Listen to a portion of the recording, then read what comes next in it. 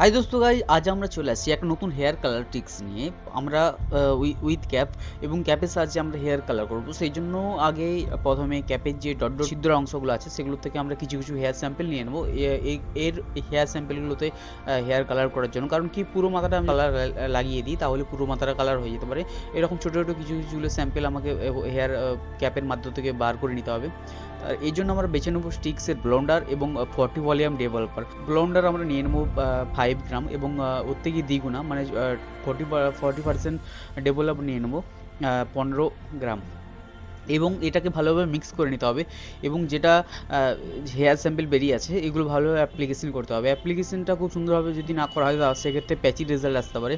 অ্যাপ্লিকেশনের একটু সময়টা দিতে হবে যাতে ভালোভাবে রেজাল্টটা আসে এবং লিফট 10 লেভেল পর্যন্ত লিফটিং হতে পারে। এই জন্য আমরা দুবার অ্যাপ্লিকেশন করতে হবে। এরপর দেখা যাচ্ছে যে কত সুন্দর রেজাল্ট আসে, 10 লেভেল পর্যন্ত লিফটিং আসে। এরপর ভালোভাবে আমরা হেয়ার ক্যাপটা খুলে নেব। হেয়ার ক্যাপটা খুলে নিয়ে এরকম প্রত্যেকটা চুল এরকমভাবে চলে আসবে। তো এরপর ক্রিমগুলো ভালোভাবে ওয়াশ করে নিতে হবে। ওয়াশ করার পর হেয়ার ডাই করে নিতে হবে এবং দেখা যাচ্ছে ফাইনাল রেজাল্ট।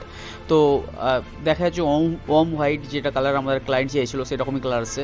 প্রথমে ব্ল্যাক হেয়ার ছিল, তো সেটা after warm white hair colour আসছে।